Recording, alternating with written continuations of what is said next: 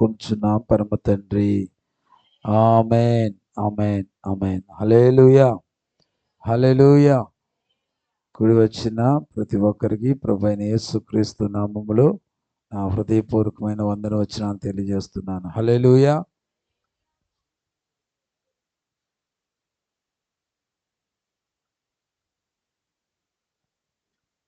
హల్లెలూయా. దయచేసి ఈరోజు లైవ్లో ఈ కార్యక్రమాన్ని వీక్షిస్తున్న వారికి, అలాగే ప్రత్యక్షంగా దేవుని సన్నిధిలో ఉండి మాటలు వింటున్న వారందరికీ ప్రభువైన యేసుక్రీస్తు నామములో నా హృదయపూర్వకమైన వందనాలు తెలియజేస్తున్నాను. హల్లెలూయా. మంచిది. త్వరితగతిన మన ముందుకు వెళ్ళడానికి ఇష్టపడదాం. మంచి దినములు లేకపోతే మంచి రోజులు చూడాలనుకునే వారు ఈ రెండిటిని కాచుకోవాలి. ఈ రెండిటిని కాచుకోవాలి. ఏంటి ఆ రెండు అనేది మీకు తెలియజేస్తాను.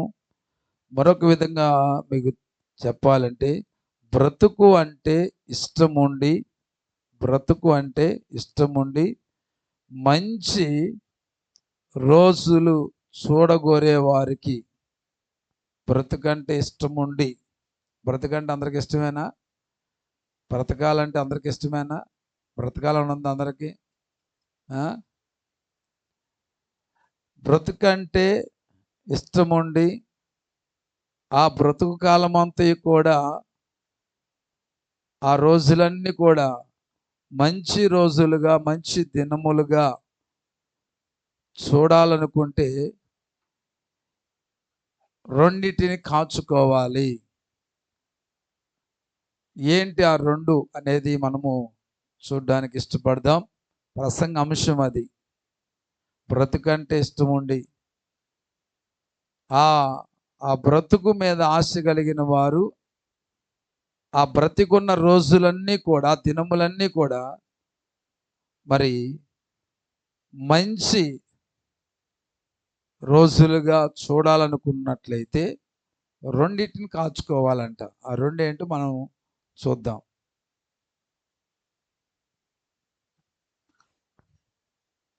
పేతురు రాసినటువంటి మొదటి పత్రిక 3వ అధ్యాయము 10వ వచనం. పేతురు రాసినటువంటి మొదటి పత్రిక 3వ అధ్యాయము 10వ వచనం. జీవమును ప్రేమించి మంచి దినములు లేకపోతే మంచి రోజులు చూడగోరువాడు జాగ్రత్తగానండి, రెండింటిని కాచుకోవాలన్నాను కదా. ఒకటి, చెడ్డదాన్ని పలుకకుండా తన నాలుకను కపటపు మాటలు చెప్పకుండా తన పెదవులను కాచుకొనవలెను. హల్లెలూయా. అర్థమైందా? మరొక తర్జుమాలో ఇలా ఉంది, బ్రతుకు అంటే ఇష్టముండి. బ్రతుకు అంటే ఇష్టముండి. ప్రతి ఒక్కరికి బ్రతుకంటే ఇష్టమే కదా. బ్రతకాలని ప్రతి ఒక్కరికి ఇష్టం ఉంటుంది. ఎవడు చావాలని కోరుకోడు. ఏదో ఆవేశంతో అంటాడు కానీ తీరా టైం వస్తేనా మనల్ని చంపేస్తారు వాళ్ళు బ్రతకడానికి. ఆ టైం అంటూ వస్తే అంటానికి మాత్రం అంటారు కానీ ఆ టైమే వస్తే వాళ్ళు మనల్ని చంపి వాళ్ళు బతికేస్తారు. మళ్ళీ అందరికీ బ్రతుకంటే ఇష్టమే. సెంచరీ కొట్టిన వాళ్ళకి కూడా ఇంకో సెంచరీ కొట్టాలని చూస్తూ ఉంటారు. ఆ బ్రతుకు దినములన్నీ కూడా, ఆ బ్రతికే రోజులన్నీ మంచి రోజులుగా. కొంతమంది అంటారు కదా, నువ్వు బతుకుతున్నావు, మిగతాది మీరే ఫిలప్ చేసుకోండి. మీరు బ్రతుకుతున్నారు, ఇంకెవరు బతుకుతున్నారు? ఏ కనబడితే అటు మీరే పెట్టి చెప్తా ఉంటారు. ఆ కుక్క బతుకుతుంది, నువ్వు బతుకుతున్నావు, అది బతుకుతుంది, నువ్వు కన్నావు, అది కంది అని ఇలాగా అంటూ ఉంటారు. ఎందుకు అంటారంటే ఆ దినాలు అలాగ ఉంటాయి కాబట్టి అంటారు. కదా. కానీ మన రోజులన్నీ మన దినములన్నీ కూడా మంచిగా ఉండాలి అంటే ఇక్కడ అంటున్నాడు కదా, మన నోటిని క్షమించండి, చెడ్డదాన్ని పలకకుండా తన నాలుకను, కపటపు మాటలు చెప్పకుండా తన పెదవులను కాచుకొనవలెను. ప్రైజ్ ది లార్డ్, హల్లెలూయా. చూడండి, ఎందుకు అని ఒక మాట నీకు ఒక ఆలోచన వస్తే, డౌట్ వస్తే, ఈ రెండు ఈ రెండు కూడా నాలుక కానీ పెదవులు కానీ ఎక్కడ ఉంటాయండి? నాలుక పెదవులు ఎక్కడ ఉంటాయి? మన నోటికి ఉంటాయి. మన నోటికి పెదవులు ఉంటాయి, మన నోటికి నాలుక ఉంటుంది. ఈ నోటికి సంబంధించినవి కాబట్టి ఈ నోటి ఫలము చేత మనుష్యునికి ఏం కలుగుతుందో ఒకసారి అది కూడా చూద్దాం. జ్ఞానైనటువంటి సొలొమోను రాసిన సామెతల గ్రంథము 13వ అధ్యాయము 2వ వచనం చూద్దాం. ఎందుకు నాలుకను పెదవులను కాల్చుకోవాలి? ఈ రెండు ఉండేవి నోటికి కాబట్టి ఆ నోటి ఫలము చేత మనిషికి ఏం కలుగుతుందో ఏంటో అక్కడ రాయబడిన మాట చూద్దాం. నోటి ఫలము చేత మేలు అనుభవిస్తాడు. ఒక శ్వాసఘాతకులు, సరే మనకు దాంతో పని లేదు. నోటి ఫలము చేత మనుషుడేమవుతాడంట? మేలు అనుభవిస్తాడు. అంటే నీ నోటి ఫలము అనగా నీ నోటి మాటను బట్టి మనిషి మేలు అనుభవించగలుగుతాడు. అంటే ఆ నోటిలో ఏముంటాయండి? పెదవులు ఉంటాయి, నాలుక ఉంటుంది. అంటే మన నోటి ఫలము మనకి మేలు చేసేదిగా ఉండాలంటే ఆ నోట్లో ఉండే రెండు అవయవాలు, ఒకటి నాలుక, పెదవులు, ఈ రెండు కూడా మనం ఏం చేయాలంటే నాలుకను చెడ్డ మాటలు పలక్కోకుండా నాలుకను అదుపులో పెట్టుకోవాలి, కపటపు మాటలు చెప్పకుండా పెదవులను కాచుకోవాలి. హల్లెలూయా. ఈ రెండు కాచుకోగలిగితే నీ నోటి ఫలము చేత నీకు మేలు జరుగుతుంది. కొంతమంది నోరు విప్పారంటే చాలు భయంకరమైన బాధాకరమైన మాటలు చెబుతూ ఉంటారు. కొంతమంది నోటి మాటలు ఎలాగుంటాయి అంటే ఇతరులకు ఇబ్బంది కలిగిస్తూ ఉంటాయి, బాధ కలిగిస్తూ ఉంటాయి. ఒక సామెత ఉంది కదా, ఏంటంటే నోరు మంచిదైతే ఊరు మంచిది అంటాను. నేనంటాను నోరు మంచిదైతే నిల్లు మంచిగా ఉంటుంది. ఎలాగుంటుంది? నిల్లు మంచిగా ఉంటుంది. ఒకరి నోటి మాటను బట్టే ఆ వ్యక్తికి విలువ అనేది, గౌరవం అనేది, లేకపోతే అవమానం అనేది, లేకపోతే ఇంకేవైనా రావాలంటే నోటి మాటను బట్టే. ఆ వ్యక్తి మంచివాడా పనికిమాలినవాడా అనేది కూడా నోటి మాటను బట్టే అర్థమవుతుంది. దెబ్బనైనా మర్చిపోతారంట కానీ నోటి మాటను మర్చిపోరంట. దెబ్బనైనా వెనక్కి తీసుకోవచ్చు కానీ నోటి మాట వెనక్కి తీసుకోలేమంట. ఈరోజు దెబ్బ అయినా మనిషికి అంత ఇబ్బంది కలిగించదు, కానీ నిజంగా దెబ్బ పడితే మనిషి చావాలనిపించదు, మాటను బట్టి చనిపోవాలనిపిస్తుంది. అంత పదును గలది, అంత నొప్పి కలిగించేదన్నమాట. అందుకే చూడండి, కీర్తనకారుడు 34వ కీర్తన 12 నుంచి 18 వరకు ఉన్నటువంటి భాగాలను కూడా ఒకసారి మనం పరిశీలనలోకి తీసుకుందాం. చూడండి, కీర్తనకారుడు 34వ కీర్తన 12 నుంచి 18 వరకు ఉన్నటువంటి మాటలు కూడా ఒకసారి మనం చూద్దాం. అక్కడేం రాయబడి ఉందో జాగ్రత్తగా వినండి. బ్రతక గోరువాడెవడైనా నున్నాడా? చూడండి, మేలు నొందుచు అనేక దినములు బ్రతక గోరువాడెవడైనా నున్నాడా? ఇక్కడ రెండు ప్రశ్నలు కనబడతా ఉన్నాయి. ఏంటంటే బ్రతక గోరువాడెవడైనా ఉన్నాడా? అలాగే మేలు నొందుచు అనేక దినములు బ్రతక గోరువాడెవడైనా ఉన్నాడా? కొంతమంది మాటలతో బతికేస్తారంట. దేంతో? మాటలు చెప్పుకుంటే బ్రతికేస్తారు. కొంతమంది పని చేసి బ్రతకాలి, కొంతమంది మాటలు చెప్పి బ్రతికేస్తారు. మాటలు చెప్పేసి కడుపు నింపేస్తారు, కడుపులు నింపేసుకుంటారు కూడా.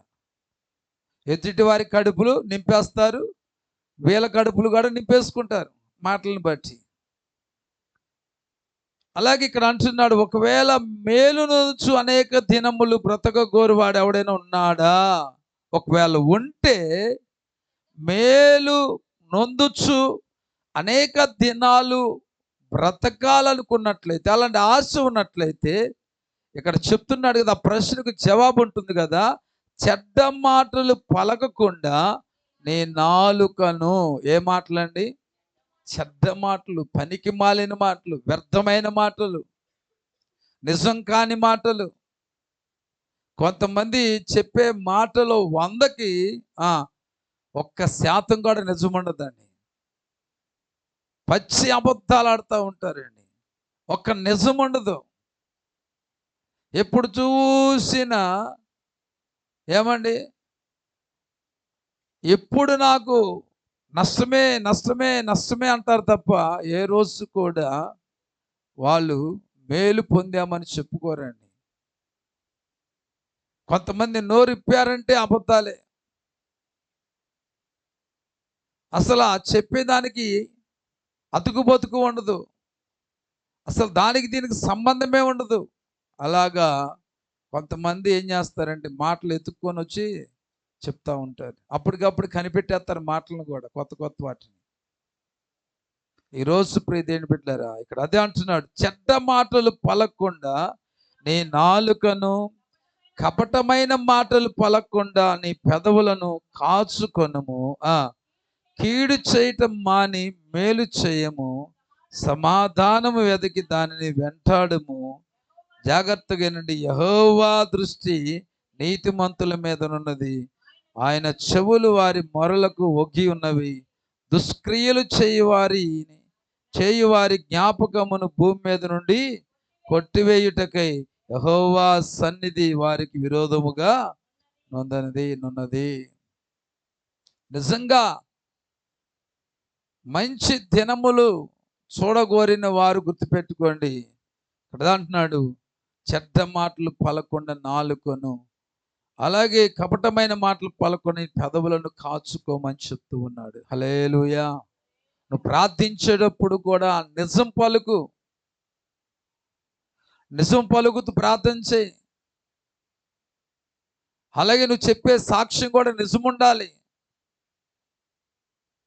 కొంతమంది ప్రార్థించినా సాక్ష్యము చెప్పినా, నేను అందుకే అంటాను, ఏదైనా చెప్పేటప్పుడు రుజువులతో సహా నిరూపించగలిగిన రీతిగా సాక్ష్యం ఉండాలి. అందుకే అంటా, నేను చెప్పినప్పుడు కావాలంటే రండి, కేర్ ఆఫ్ అడ్రస్. ఈరోజు నువ్వు చెప్పే సాక్ష్యం నిజమైతే విన్నవారి జీవితంలో కార్యం జరిగిస్తుంది అది. కొంతమంది కట్టుకథలు చెప్పుకొని పోతూ ఉంటారు. వాళ్ళు చెప్పేది ఏది కూడా జీవితంలో కలిగి ఉండరు. వాళ్ళు అంటారు కదా, నేను చాలా ప్రార్థన పరుణ్ణి, నేను చాలా వాక్య పఠనం బాగా చేస్తాను, ఎక్కువగా దేవుని స్తుతిస్తూ ఉంటాను, ఇలాగా లేనిపోయిన మాటలని చెప్పుకుంటూ కూర్చుంటారు. ఈరోజు ప్రియ దేవుని బిడ్డలారా, చెప్పే సాక్ష్యమైనా బోధించే బోధ అయినా సరే దాంట్లో నిజం ఉండాలి, సత్యం ఉండాలి. ఒకవేళ నువ్వు ప్రజల మన్నలను పొందుకోవడానికి, ప్రజల దృష్టిలో పడడానికి ఏమండి కథలు అల్లేసి చెప్పావనుకో, అది దేవుని దృష్టిలో నీవేమైనట్లంటే మోసగాడివైనట్లు, మోసగత్తివైనట్లు. దయచేసి ఎవరినో మెప్పించడానికి, ఎవరినో నమ్మించడానికి కట్టుకథలు చెప్పక్కర్లా, వాస్తవం చెప్పు. నువ్వు బోధించే దేవుడు వాక్యము సత్యం. ఆ వాక్యము సత్యమైంది కాబట్టి, ఆ సత్యాన్ని బోధిస్తున్నావు కాబట్టి నువ్వు బోధించే బోధలు ఏముండాలి తెలుసా? నిజం ఉండాలి, సాక్ష్యములో నిజం ఉండాలి. ఈరోజు అది లేకుండా నువ్వు చెప్పుకొని వచ్చినంత మాత్రాన ఇంకా అనేకమైన స్టేజ్లకి రావచ్చేమో కానీ తీర్పు కాలమందు నీవు రెండో మరణాన్ని అనుభవించవలసి వస్తుంది. జాగ్రత్త. హల్లెలూయా, హల్లెలూయా. అందుకని మన వాళ్ళకి చెప్తా ఉంటాను, ఏదని చెప్పేటప్పుడు అది వాస్తవం అయితే చెప్పండి, అంతేగాని కథలు చెప్పొద్దు అంట. అందుకని మన మధ్యలో ఉన్న వాళ్ళు కొన్ని చోట్ల చూడండి తెగ సాక్ష్యాలు చెప్తుంటారు. నాకు అనిపిస్తూ ఉంటుంది, ప్రభా ఏంటి మా సంఘంలో సాక్ష్యాలు బయటికి రావేంటని. ఆ తర్వాత అర్థమవుతూ ఉంటుంది దీంట్లో ఎన్ని నిజాలు ఎన్ని అబద్ధాలు. కొన్ని చోట్ల లైవ్లు అన్ని సాక్ష్యాలే ఉంటాయి, వాక్యాలు ఉండవు. వాటిలో ఎన్ని నిజాలు ఎన్ని అబద్ధాలు కూడా దేవుడికి తెలియాలా. హల్లెలూయా, హల్లెలూయా. ఈరోజు ప్రియ దేవుని బిడ్డలారా, మన జీవితంలో మనం నేర్చుకోవాల్సిన సత్యం అదేనండి. నీకు మేలు కలగాలంటే నీ నోటి ఫలము చేతే మాత్రమే, నీ నోటిలోంచి వచ్చే ఆ ఫలం, ఆ మాటను బట్టి మనిషికి మేలు జరుగుతుందండి. నేను అంటాను కదా, ఏదో ఒక రోజు దొంగ దొరక్కపోతాడండి. ఎన్ని రోజులని కపటమైన మాటలు చెప్పేసి బ్రతుకుతారండి. ఏదో ఒక రోజు నువ్వు చెప్పే ఆ బూటకపు మాటలు ఏదో ఒక రోజు అసత్యమని తెలిసిందానికి జీవితంలో నీ మాటలు నమ్ముతారా? అందుకే నేను అంటున్నాను, ఎదుటి మనిషిని నమ్మించేదానికంటే నమ్మకం కలిగించడం అనేది శ్రేష్టం. అర్థమైందా? నమ్మించే మాటలు కొంతకాలమే ఉంటాయి, నమ్మకమైన మాటలు జీవితకాలం అంతా ఉంటాయి. ఈరోజు నేను నమ్మించే మాటలు వద్దు, నమ్మకమైన మాటలే మాట్లాడడానికి ఇష్టపడదాం. హల్లెలూయా.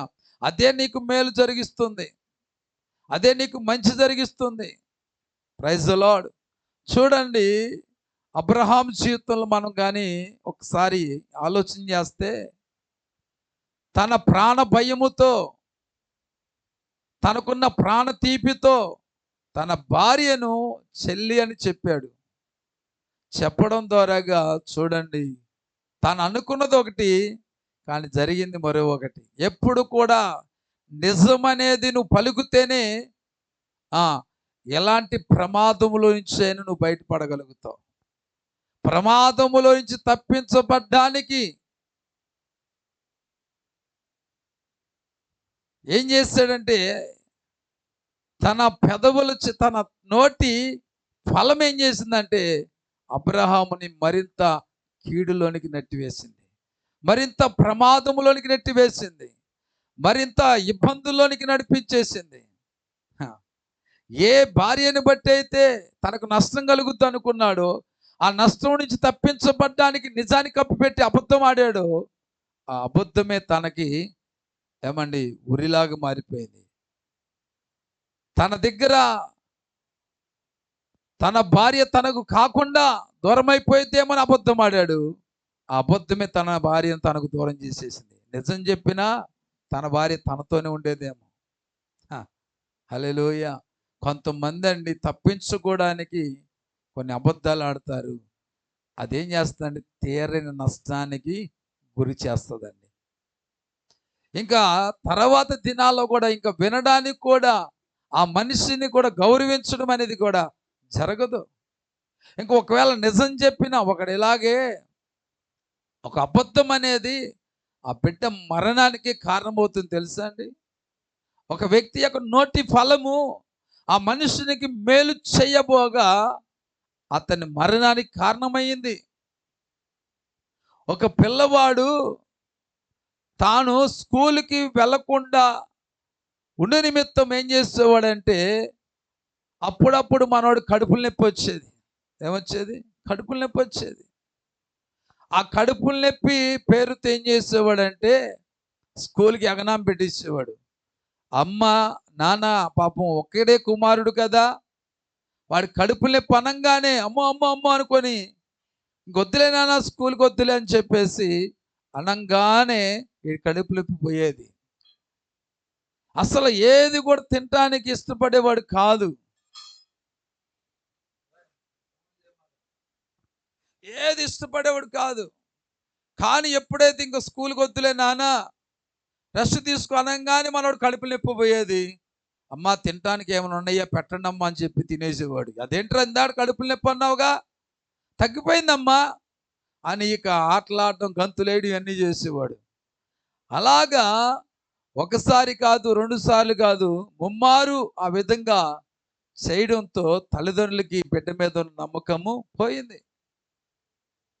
అలాగ జరుగుతూ ఉంది. మరొకసారి మళ్ళా మనోడు ఏం చేశాడంటే కడుపులు నొప్పి డ్రామా మొదలుపెట్టాడు.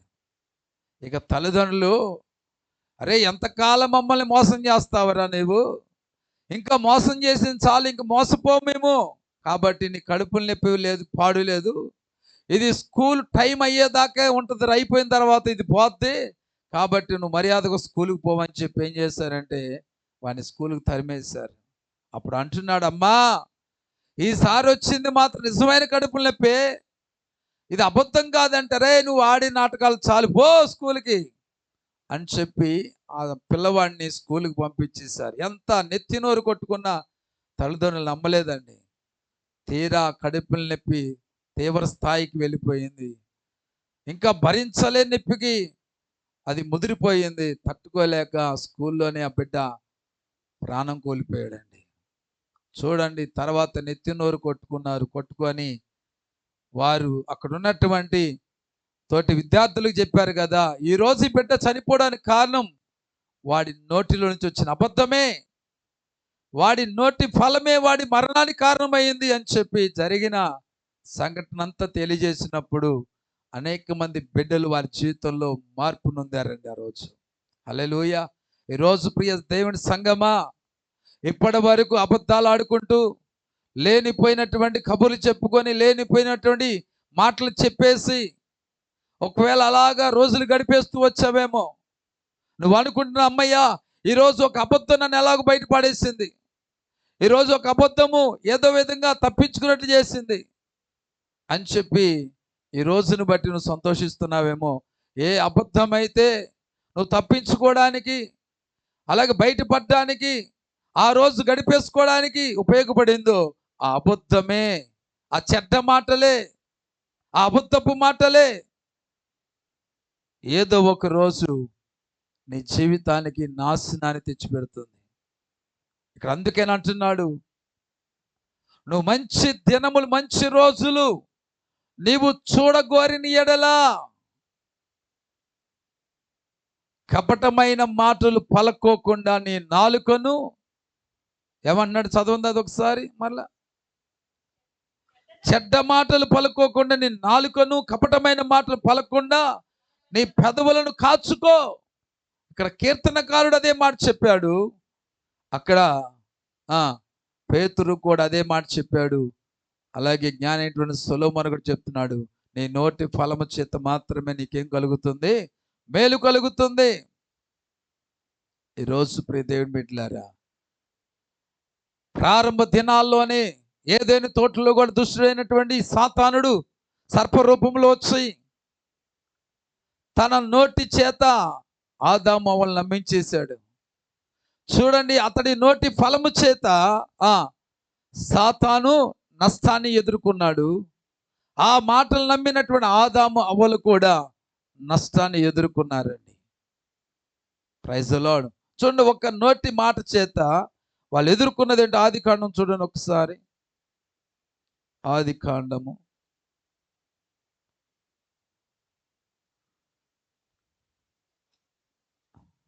3వ అధ్యాయము 13వ వచనము నుండి ఒకసారి మనం చదువుదాం. అప్పుడు దేవుడైన యెహోవా స్త్రీతో, నీవు చేసినది ఏమిటని అడుగగా, స్త్రీ సర్పము నన్ను మోసపుచ్చినందున తింటిననెను. అంటే సర్పము యొక్క నోటి మాట అవ్వమ్మను ఏం చేసింది? మోసపుచ్చింది.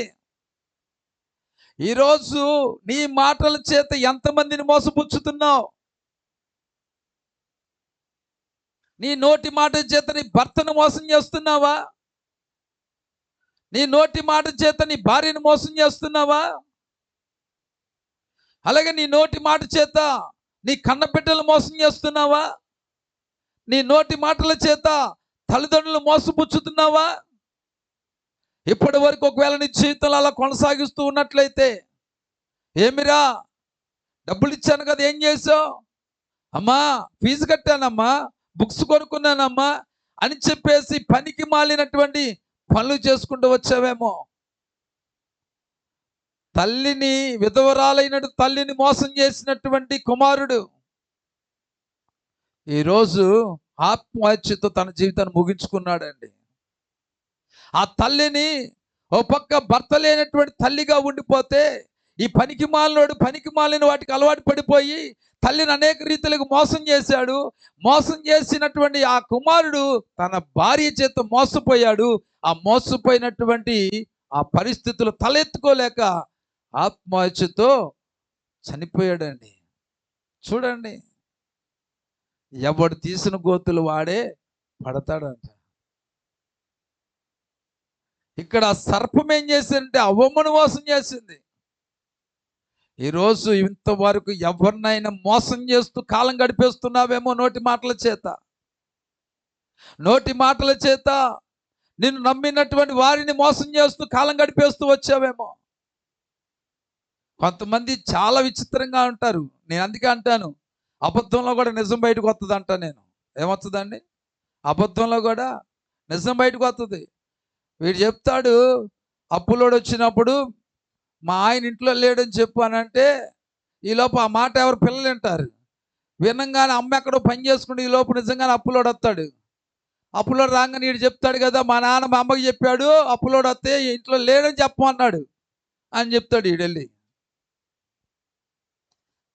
ఈరోజు ప్రియ దేవుని బిడ్డలారా, అబద్ధంలో కూడా నిజాన్ని పెట్టేస్తారని ఏదో ఒక రోజు అది తేలిపోతుంది. అలాగా ఇక్కడ అదే అంటున్నాడు కదా, మోసపుచ్చాడంట. మోసపుచ్చినందున తింటినా నేను. అందుకు దేవుడిని యెహోవా సర్పముతో, నీవు దీన్ని చేసినందున పశువులన్నిటిలోను భూజంతువులన్నిటిలోను నీవు శపించబడిన దానివై నీ కడుపుతో రాకుచు నువ్వు బ్రతుకు దినములన్నీ మన్ను తిందువు, మరియు నీకును స్త్రీకిని నీ సంతానమునకు ఆమె సంతానమునకు వైరము కలగజేసేదును. అది నేను తల మీద కొట్టును, నీవు దాని మడి మీద కొట్టుదు అని చెప్పాను. హల్లెలూయా. చూసారా? ఈ సర్పము మోసపుచ్చి తన మాటల చేత మోసపుచ్చడం ద్వారాగా ఇప్పుడు అది దేవుడి చేత శపించబడింది. ఈరోజు ప్రియ దేవుని బిడ్డలారా, నీ నోటి మాట చేత ఎవరైనా మోసం చేసావా, దేవుడి చేత శాపాన్ని ఎదుర్కోవాల్సి వస్తుంది. జాగ్రత్త. హల్లెలూయా. ఏం ఎదుర్కోవాల్సి వస్తుందండి? ఎవరి చేత? దేవుని చేత శాపాన్ని అనుభవించవలసి వస్తుంది. అందుకని జాగ్రత్త. ఎవరిని కూడా మోసపుచ్చే మాటలు పలకమాకండి. కొంతమంది ఏమండి మోసం చేసే ఆలోచనతో ఎన్ని తియ్యపు కబుర్లు చెప్తారండి, తియ్యటి మాటలు చెప్తారండి. అమ్మా నిజంగా ఎంత దారుణంగా అంటే, వాళ్ళ కడుపులు నింపుకోవడానికి అవసరమైతే మా అమ్మ సీరియస్గా ఉందని కూడా చెప్తారు వీళ్ళు. మా నాన్నకి భయంకరమైన యాక్సిడెంట్ జరిగిందని కూడా చెప్తారు. అసలు మా ఇంట్లో గడవడానికి కూడా కష్టంగా ఉందని కూడా చెప్తారు. ఇంకోటి కూడా మాట చెప్తున్నా, కాలేజీలకి అలాగే హోంవర్క్లు డుమ్మా కొడుతూ, ఆ డుమ్మా కొట్టిన దానికి ఉద్యోగాలకు వెళ్ళే విషయంలో కూడా డుమ్మాలు కొట్టేసి, ఏమండి అబద్ధాలు ఆడేసి నిజం కాని మాటలు చెప్పి ఎంతమంది టీచర్స్ను, మాస్టర్స్ను, తల్లిదండ్రులను మోసం చేసిన వాళ్ళు ఉన్నారేమో. ఈరోజు ప్రియ దేవుని బిడ్డలారా, చాలా జాగ్రత్తగా మన భక్తి జీవితాన్ని మనము నడిపించుకోవాలి. హల్లెలూయా. హల్లెలూయా. ఇక్కడ చెప్తా ఉన్నాడు కదా, నీవు మోసపుచ్చావు కాబట్టి ఇప్పుడు దేవుడు అన్నాడు, నీ దీన్ని చేసినందున పశువులన్నిటిలో భూజంతువులన్నిటిలో నీవు శపించబడిన దానవై నీ కడుపుతో ప్రాగుచు నువ్వు బ్రతుకు దినములన్నీ మన్ను తింటావు. ఏం తింటావు? మన్ను తిని బతకాల్సి వస్తుంది. తర్వాతను స్త్రీకిను స్త్రీ సంతానముకు ఆమె సంతానానికి వైరం. ఇక్కడ అదే మనం ఎప్పుడు కూడా పాముని ఎక్కడ కొడతాం? తల మీద కొట్టడానికి చూస్తారు. ఎందుకని అక్కడ చస్తేనే అది చచ్చుద్ది. అది కూడా ఎక్కడ కాటేస్తుందండి? మడి మీద అంటే అక్కడ మన పాదముల దగ్గర. దేవుడు పెట్టిన శాపం. ఆ యొక్క మోసపుచ్చిన మాటలు చెప్పినందుకు అది శపించబడింది. దానికి ప్రమాదం వచ్చింది. ఆ మోసపుచ్చిన మాటలు నమ్మి మోసపోయినందుకు అవ్వమ్మకు కూడా శిక్ష అనేది. ఇంకా అవ్వమ్మకు చూడండి తర్వాత 16, ఆయన స్త్రీతో నీవు ప్రయాసమును నీ గర్భవేదనను నేను మిక్కిలి హెచ్చించెదను. వేదనతో పిల్లలను కందువు. నీ భర్త ఎడల నీకు వాంఛ కలుగును. అతడు నిన్ను ఏలునని చెప్పాను. అది మీ మీద పెత్తనం మొగుడు ఎందుకు చేస్తున్నాడు? అందుకు చేస్తున్నాడు. మీరు చేసుకుని గొయ్యది. అర్థమైందా? ఎందుకు మీ మీద ఏలుబడి చేస్తున్నాడంటే పురుషుడు మీరు చేసుకున్న అది. దేవుడు తినొద్దు అని చెప్తే కూడా ఏం చేశారంటే తినేశారు. అందుకనే ప్రసవ దినాలప్పుడు అంటారు కదా, నా నొప్పులు నీకు, నువ్వు చేసుకున్న కర్మ అది. ఏం చేస్తాం? శుభ్రంగా డెలివరీ అయ్యి అందుకనే అమ్మో లబో దిబో అనుకుంటే ఏం చేయాలా? నిజంగా నాకు అనిపిస్తుంది కదా, దేవుడు తినొద్దు అన్న పండు తిన్నప్పుడు కూడా ఒక స్త్రీ కనేటప్పుడు ఎలా వేదన నొందిందో దేవుడు గడిన విషయం అలాగే వేదన నొందుంటాడు. ఆ నొప్పి నీకు తెలియడం కోసమే దేవునికి అది అనుమతి ఇచ్చాడు. అప్పుడప్పుడు మనం డైలాగ్ కొడతాం కదా, రేయ్ నీకు తెలిసి వచ్చింది లేరా, ఎన్ని బాధలు పెడుతున్నావో, రేపొద్దున్న నీవు కూడా తండ్రి అవుతావురా, నీవు కూడా తల్లి అవుతావమ్మా, అప్పుడు నా బాధ ఏంటి నీకు అర్థమైద్ది అంటారు. చూసారండి? దేవుణ్ణి ఎంతగైతే అవ్వమ్మ చెయ్యొద్దని పని చేసి దేవుడికి వేదన కలిగించిందో, నొప్పి కలిగించిందో, ఇప్పుడు సేమ్ టు సేమ్. అందుకని వేది విత్తుతారు అదే కొయ్యబడిను. దీంట్లో నో డౌట్. హల్లెలూయా, హల్లెలూయా. దేవుడు మాట తప్పనివాడు, మాట మీద నిలబడేవాడు, మాట కట్టుబడేవాడు. చెప్పిందే చేస్తాడు, చేసేదే చెప్తాడు. మళ్ళీ చేయకపోతే ఆయన అన్యాయస్తుడు అవుతాడు కదా. హల్లెలూయా. ఇప్పుడు ఆ మాట ఆశీర్వాదకరంగా దిగొచ్చేసింది. స్తోత్రం. శుభ్రంగా ఏదైనా తోటలోని పళ్ళు తినరు నాయన అంటే అనవసరంగా లేనిపోయినటువంటి శాపానికి గురయింది అవ్వమ్మ. ఇప్పుడు అయ్యగారి దగ్గరికి వెళ్దాం. ఆయన ఆదాముతో నీవు నీ భార్య మాట విని తినవద్దని నేను నీకు ఆజ్ఞాపించిన వృక్ష ఫలము తింటివి గనుక నీ నిమిత్తము నేల ఏమైందంట? శపించబడి ఉన్నది. అవ్వమ్మ మాట విన్నందుకు నేల శపించబడింది. చూడండి, స్తోత్రం. ఇప్పుడు అయ్యగారు అమ్మగారి మాట విన్నందుకు ఎందుకు ఈ కాయ కష్టాలు ఎందుకు చేస్తున్నాడంటే అప్పుడు విన్నాడు మహానుభావుడు. రోడ్డు మీద పడాల్సి వచ్చింది మేము పని చేయడానికి. ఆ ఒక్క మానవుడు చేసిన తెప్పలో ఆ సహోదరి, ఆ తల్లమ్మగారు చేసిన అవమ్మ తల్లి చేసినందుకు, ఆదాము తండ్రి చేసినందుకు ఈ కష్టాలన్నమాట. ఇప్పుడు ఏం చేయాలంట అయ్యయ్య గారు? ప్రయాసముతోనే నీవు బ్రతుకు దినములన్నీ పంట తిందువు, అది మొండ్ల తొప్పలను గచ్చబదలను నీకు మొలిపించును, పొలములోని పంట తిందువు, నీవు నేలకు తిరిగి చేరు వరకు నీ ముఖము చెమట కార్చి ఆహారము తిందువు, ఏలైనగా నేల నుండి నువ్వు తీయబడితివి, నువ్వు మన్నే కనుక తిరిగి అదిలాదే అలాగ బ్రతుకుండేవాడేమో. అదండి, అందుకని చూడండి, మోసకరమైన మాటల వలన కలిగే శాపం. ఈరోజు నీ మాటలు నీ ఇంటికి, నీ ఒంటికి, నీ కుటుంబానికి, నీ కలిగిన వాటికి ఒకవేళ శాపాన్ని తెచ్చిపెడుతుందేమో. అందుకే నేను అంటాను ఎప్పుడు కూడా, ఎవడైనా కీడు చేస్తే వాడికి ప్రతిగా కీడు చేయమాకండి, వాడికి మేలు చేసి కీడును చేయించండి. హల్లెలూయా. శాపం వచనాలు పెడితే పెట్టుకొని, తిడితే తిట్టనే, మన ఒంటికి ఏమైనా హోల్స్ పడతాయా? ఏం పడవు.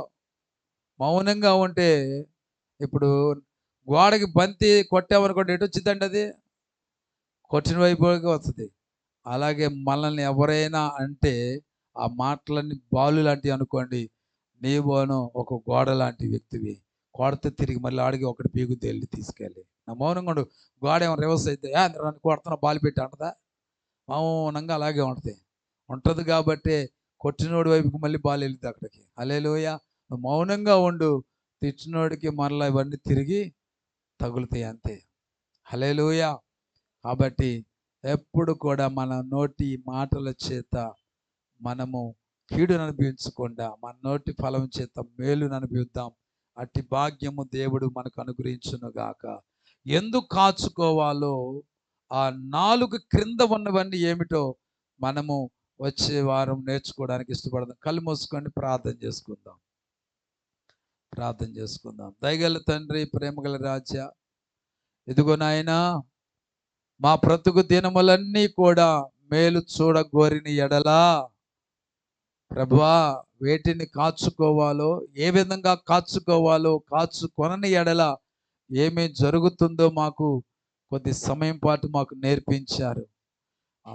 ప్రభు, ఆది మానవులైనటువంటి ఆదాము అవ్వలు అయా సర్పమునైనా మోసపుచ్చిన మాటల చేత ఆదాము అవ్వలను మోసము చేయడం వలన వారు ముగ్గురు కూడా తండ్రి ఏ విధమైనటువంటి శాపానికి గురయ్యారో, అలాగే అబ్రహాము తన నోటి మాట చేత అయ్యా అబద్ధమాడుట ద్వారా తన జీవితంలో తను ఎలాంటి నష్టాన్ని ఎదుర్కొన్నాడో కొన్ని విషయాలు మాకు నేర్పించారు.